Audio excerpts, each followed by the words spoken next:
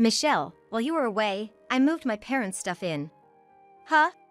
What do you mean? While I was on vacation, Bob, without permission, brought his parents' moving boxes into our home. To make matters worse, Bob did something unthinkable to me. Don't come back. Bob clearly didn't want me to return home. This house has always been our family home, but now Bob wants to live here with his parents and kick me out. However, having already anticipated being kicked out by Bob, I retorted nonchalantly. Alrighty then. Guess I'll move out on my own. Taking advice from my father, I took certain measures. Firstly, I emailed someone and had planned meticulously. I then returned to New York with my father. After getting back home, I acted according to the plan. Bob, who had been relaxed thinking he'd live comfortably with his parents, was taken aback by this unexpected turn of events. The plan I made with my father was: my name is Michelle Smith. I'm a 45-year-old nutritionist working in a hospital. I was supposed to take over my father's business, but inheriting my mother's love for cooking, I became a nutritionist. Unfortunately, my beloved mom passed away before I graduated from college. After that, my dad started working overseas, and I sold the family house and moved to an apartment. Ever since I was a child, being quite plain-looking, I went unnoticed wherever I went. On top of that, I went to an all-girls school from middle school through college, so I never really had the chance to meet men. Up until then, I never had a boyfriend. However, my friend, blessed to meet someone special somewhere, got married after we graduated from college. At her wedding, I met Bob, who is 3 years older than me and, by the looks of it, quite a catch. He was a friend of the groom and looked like the kind of guy who was popular with the ladies. Maybe I was just lucky, but it turned out he had just broken up with his girlfriend.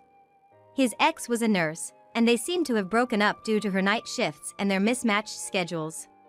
When I mentioned I was a nutritionist and didn't have many early mornings or weekend duties, he seemed genuinely pleased. However, at that time, I was busy studying for my exam during my free days. Even with my busy schedule, he'd send sweet messages like, "I know it's hard not seeing each other, but keep up the good work studying." He was such a kind soul. Being around him, I felt a sense of destiny and began to think, once I pass, I want to marry him. Then came the day of the exam results. Upon learning I passed, he invited me out that night to celebrate, saying, "Congratulations! Look! I want you to have this, if you'll accept it." He handed me what was unmistakably an engagement ring. Right then and there, he proposed. Bob's happiness over my success, as if it were his own, left me so touched that I immediately said yes, tears in my eyes. And so, our married life began. At first, we thought of renting, but with some financial help from my dad, we bought our own home. I thought every day from then on would be filled with happiness, but that wasn't to be. After getting married, there was always something off about Bob when we were together. I assumed it was because I had no experience with men and thought I'd get used to it. However, one day, Bob looked at my payslip and made a comment that had me doubting my ears. "What's this?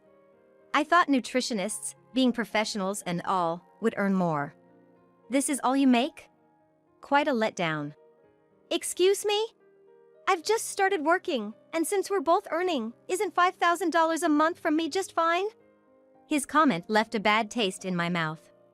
It's not that I got married to be supported, but having my salary criticized wasn't pleasant. To add insult to injury, Bob began to belittle my earnings further. Man, I feel duped. If I'd known you earned so little, I would have asked before we got married. A nurse would have surely earned more. With the mention of a nurse, I knew he was referencing his ex. Damn you, Bob. Complaining about my earnings is one thing, but comparing me to his ex was inexcusable. Certainly, as a nurse, there's the night shift differential and good pay for extra payments. Compared to that, since I have fewer early shifts and holiday work, it's understandable that my pay is lower. But I have my own complaints. I saw Bob's payslip recently, and it was even less than mine. Yet, I thought that combining both our incomes, we wouldn't struggle financially, so I said nothing. I tried to put it gently to not hurt Bob's pride. "Well, Bob, it seems like you have it tough too, So you were kind of hoping my payslip would be a bit more substantial, right? Sorry, I couldn't meet your expectations. Yeah. I work for a small business and make very little, so I was hoping for financial stability by marrying a professional woman like you. I was just trying to cheer him up with some playful remarks, never expecting Bob to take it so seriously. Before we got married, he used to say he was glad that I had a regular working schedule. But now, it's like he's done a complete turnaround, complaining about my low income. I wonder where else in the world there are men who expect their wives to earn more than they do. I was simply astounded by Bob's lack of ambition. The moment he found out about my earnings, he began looking down on me. Yet, he can't resist buying what he wants immediately without any restraint. Even when I suggest we save a bit more, he doesn't want to hear it. I've always gotten whatever I wanted from my parents since I was a kid. You can't just expect me to change my views on money overnight. To Bob's childish remarks, I was at a loss for words. At his age, being spoiled by parents is hardly an excuse, isn't it? A year after our marriage, we were blessed with a baby boy. I hoped that becoming a father might change Bob, but his spending habits remained unchanged. He always spends his entire paycheck. If he's short, he sneaks into my wallet and takes money. While I was juggling work and raising our son, Kenny, Bob barely helped with the child rearing. Years flew by with us facing such challenges, and this year, Kenny is preparing for college admissions. With all the hard work in managing our finances, it seems we can just about manage to send him to college. Kenny, understanding our tight budget, said he'd try for a public university, studying day and night. Yet, Bob, his father, came up with an outrageous idea.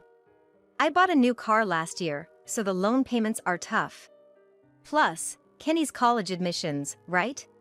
So, I thought of selling my parents' house and having them move in with us. Hey!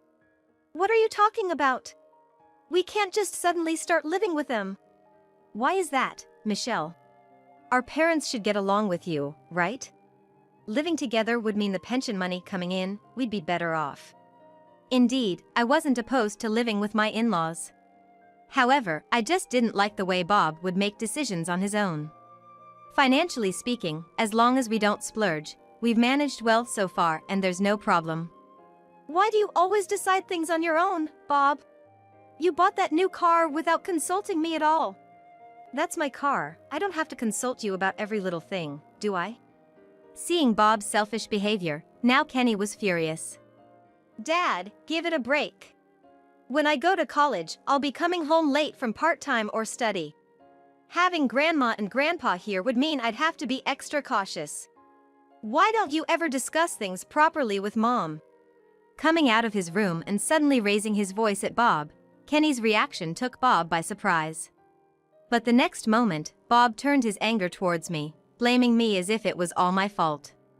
Kenny speaking back to me like that is because of your poor upbringing. Reflect on it. Saying so, Bob went into the living room and didn't come out for a while. I was glad that Kenny stood up for me. However, I was concerned if this home environment would affect his exam preparations. Despite my worries, Kenny got into his top choice state university. But having grown tired of being with his father, Kenny decided to move out and live on his own. He said he wanted to try and make it on his own, working without relying on his parents. Still, Bob pretended as if nothing was wrong with either me or Kenny. Since it became just Bob and me in the Smith house, we hardly speak even though we live under the same roof. It felt suffocating. During those challenging days, feeling mentally drained, I called my father overseas to seek advice. My father was worried about me and suggested I come to his place for a while. But I have a job and can't take too much time off. I thought so, but it turns out, my colleagues were concerned about my well-being as well. When I explained the situation, they agreed to let me take a break. However, I wanted to keep the consultation with my father a secret from Bob. So, I told him I was invited on a trip by a friend. I hoped that if I left the house for a while, Bob would cool down. With that in mind, I headed to my father's place, but an unexpected event occurred. It all started with a call from Bob while I was in my father's place. Michelle, while you were away, I moved my parents' stuff in. Huh? What do you mean? I've told you before, haven't I? About living with my parents. Besides, Dad and Mom were pretty upset about you. They said a wife who spoils her son like that is the worst. You can't be serious. I couldn't believe what Bob was saying. My in-laws shouldn't be the kind of folks who'd speak ill of me like that. That's why, from now on, I've decided it'll be just the three of us, me and my parents, living in this house. If you were around, they'd feel like they'd have to walk on eggshells, especially since you've turned Kenny against me. I suspected Bob might have exaggerated things when talking to my in-laws. Maybe the whole story about my in-laws being mad at me was also a fabrication. I was so mad, I wanted to shout back at him. But I kept my cool, told him I'd call him back later, and hung up. Luckily, my father was home at the time, so I immediately filled him in on the conversation. My father looked frustrated and ran his hands through his hair. I really don't know what to say about Bob. Relying on his parents at his age. Exactly. I don't understand why I should be kicked out because of that. After discussing for a while, my father made a suggestion. I felt elated, thinking this might put Bob in his place. I emailed someone first, then called Bob back on his cell. Bob, I think we should sit down and talk when you're back from your trip. I tried to sound calm, but Bob responded with a chuckle in his voice. You're not coming back. Following my dad's advice, Bob made it clear that he didn't want me to come home anymore. Having anticipated this, I quickly snapped back at him. Alrighty then.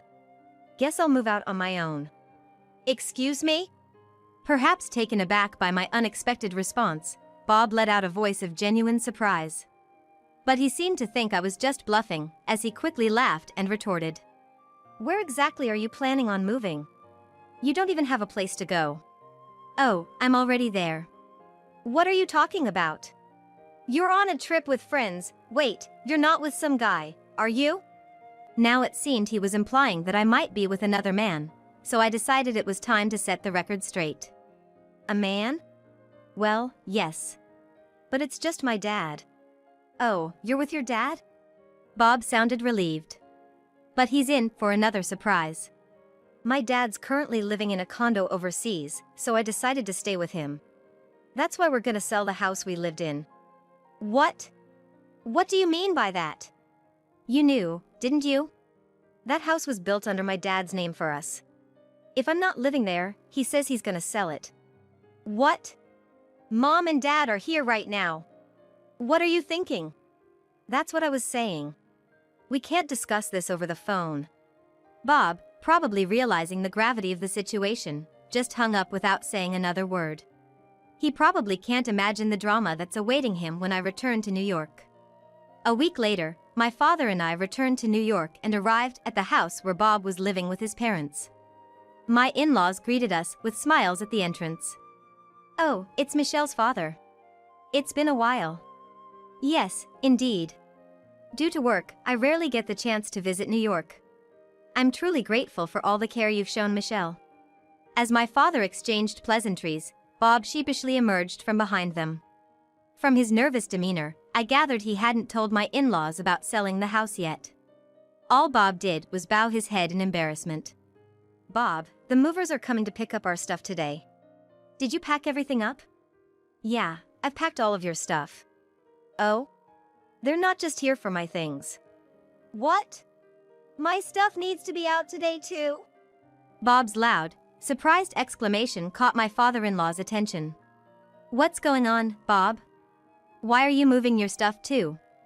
Bob awkwardly looked towards my father-in-law and nervously began to explain the situation. Suddenly, my father-in-law became furious and began yelling at Bob. You lied to me. I heard that this house was bought under your name with a loan. Thinking we could chip in, we decided to move in with you. You've embarrassed us. I won't forgive this. Bob looked utterly defeated, as if he had been struck by lightning, by my father-in-law's booming voice. Just then, a moving company's truck arrived. After they finished moving my stuff out, my mother-in-law came out from the back of the house to handle the movers. Thank you for your hard work. Our stuff is right here, so please go ahead and move it. My mother-in-law had already neatly packed everything from around the house, including Bob's belongings. Bob was left in shock at my mother-in-law's actions. Mom! What are you doing? Where are you planning to take even Dad's stuff? Seeing Bob question my mother-in-law with wide eyes, all of us burst into laughter. You got tricked, Bob. Huh? Why is everyone laughing all of a sudden? Yes, actually, all of us present had previously planned to trick Bob. The first person I had contacted from overseas by email was my mother-in-law. My mother-in-law had always been concerned about the tired look on my face. Having been asked about it many times, I told my mother-in-law everything about Bob. Especially about how he blamed his extravagant behavior on being spoiled by his parents. At that story, my mother-in-law was shocked. And then, she broke down in tears in front of me, apologizing for the way she raised him, making me feel really awkward. But, the fact that Bob was wasting money wasn't really my mother-in-law's fault.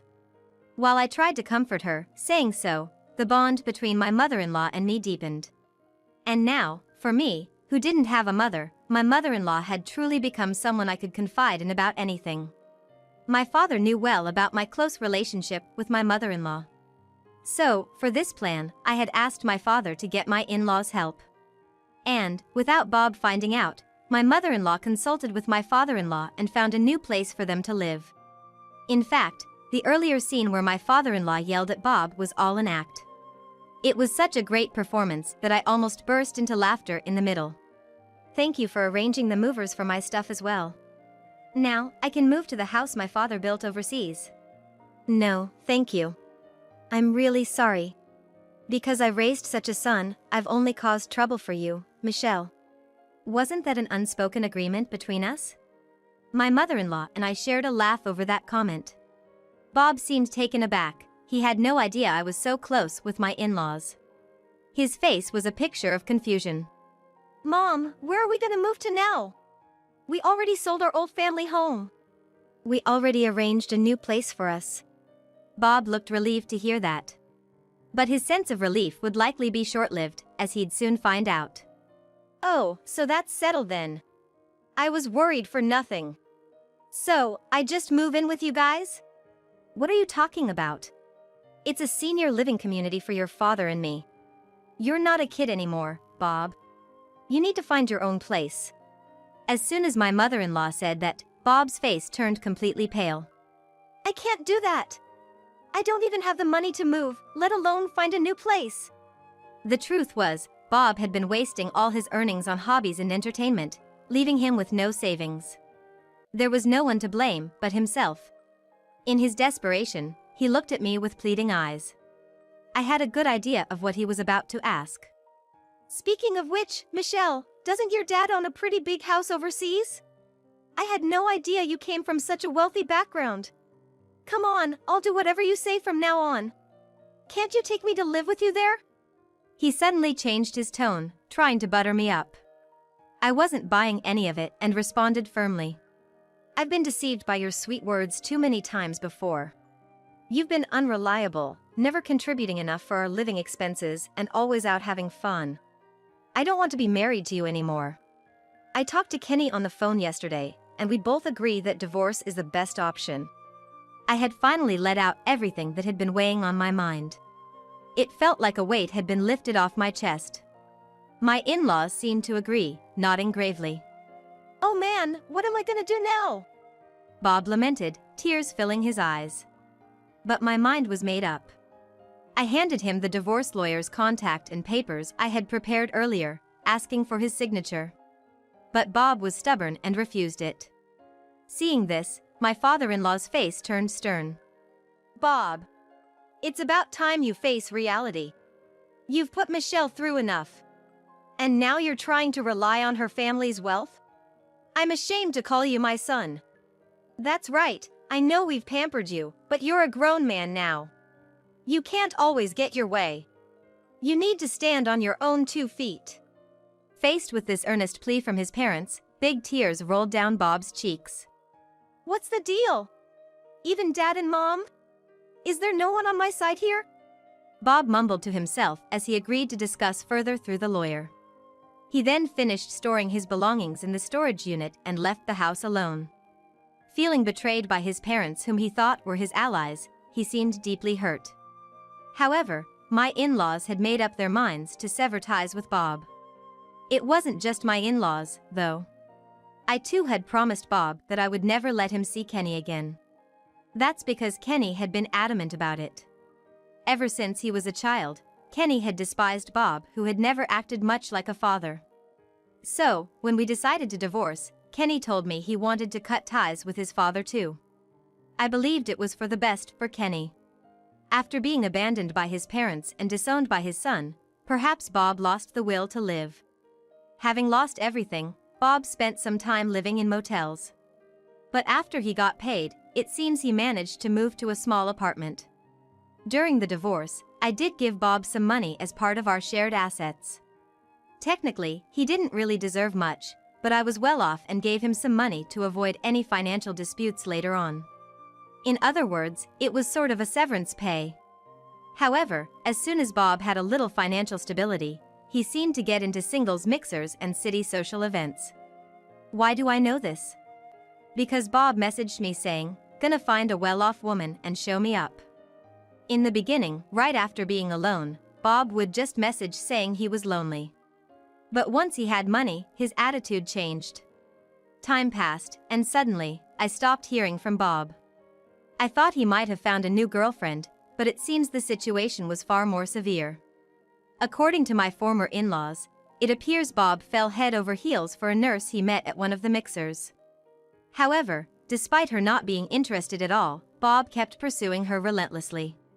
At its worst, he even showed up at her apartment unannounced.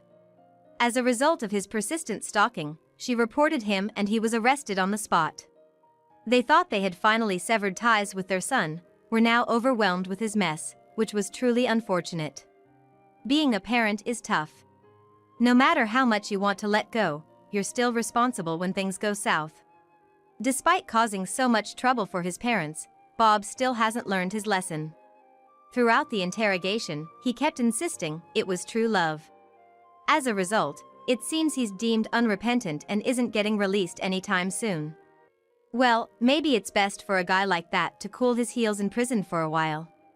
It's one thing when you're young, but a penniless man nearing 50 clinging to such ideals is just gonna be a nuisance. And now, I'm living a luxurious life in a condo with my father. I'm still getting used to this new environment, so I'm not working yet. However, I can't be without a job forever, so I'm attending a local conversation classes. Once I get a good grasp of the language, I plan to help out at my father's company. Time flew by and Kenny graduated from college. He moved to here around the same time and started working at my father's company. Turns out, my father always intended to have Kenny as his successor and had invited him here. I missed Kenny so much these past 4 years, but now we can live together forever. Thinking of this makes me so happy. Now, having become fairly familiar with the place, I assist my father at his company and also work as an instructor at a local American cooking class on the side.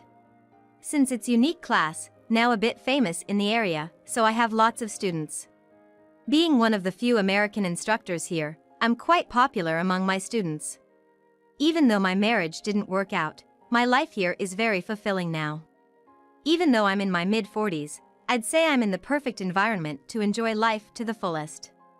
I've decided to forget about my past where I was plain and not very popular, and to live life positively from now on. After all, I have a long way to go.